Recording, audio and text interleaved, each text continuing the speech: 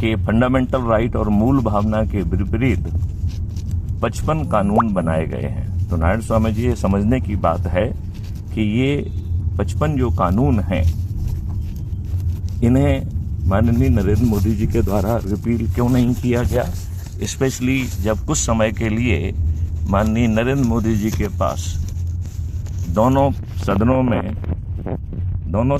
में मेजॉरिटी थी। इस मेजॉरिटी का लाभ क्यों नहीं उठाया गया? अब चौथी बात कर लेते हैं।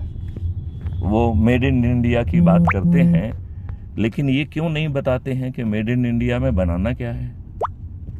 क्या ये कठिन निर्णय है जिसमें हमको फॉरेन एक्सचेंज में पेमेंट करना पड़ रहा है? हमें वो चीज़ बनाना चाहिए, इसमें कौन सा बड़ा ज्ञान की जरूरत है? तो ये काम भी उन्होंने नहीं किया। तो कुल मिला के उन्होंने एक बड़ा अच्छा काम किया कि लोगों को बोलने की स्वतंत्रता दे दी, जो अंग्रेजों और उसके बाद में कांग्रेस के समय में नहीं थी। आज मुखरित होकर सोशल मीडिया पर जो चीजें हो पा रही हैं, संभवतः ये नए वातावरण के कारण है। मैं माननीय नरेंद्र मोदी जी को इसकी पूरी क्रेडिट देना चाहूँगा। लेकिन मैं ये भी साथ में पूछना चाहूँगा कि होटल में 100 से अधिक इंजीनियर्स को बिठाकर जो फर्जी रील तैयार की जा रही है, क्या उसके लिए माननीय नरेंद्र मोदी जी दोषी नहीं है?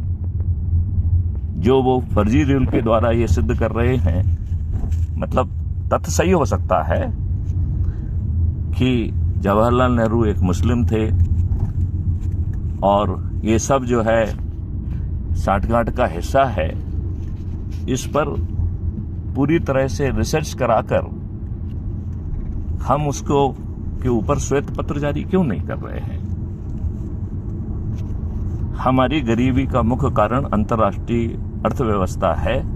इसके बारे में माननीय नरेंद्र मोदी जी मौन क्यों हैं? माननीय नरेंद्र मोदी जी ने जो 38,000 करोड़ की पेपर करेंसी छापी है और उसको छापने के लिए जो रिजर्व में डॉलर खरीद कर रखे गए हैं, हम तो वो 38,000 करोड़ के एवज में डॉलर जो हमें खरीदना पड़े, उसके कारण देश की जनता को हमने कर्ज में डुबो दिया है। क्या इसका जवाब माननीय नरेंद्र मोदी जी देंगे? मेरा नारायण स्वामी जी आपसे अनुरोध है कि इन सब चीजों पर विचारण करें और हम आगे चर्चा करेंगे। जय हिंद, जय भारत, वंदे मातरम।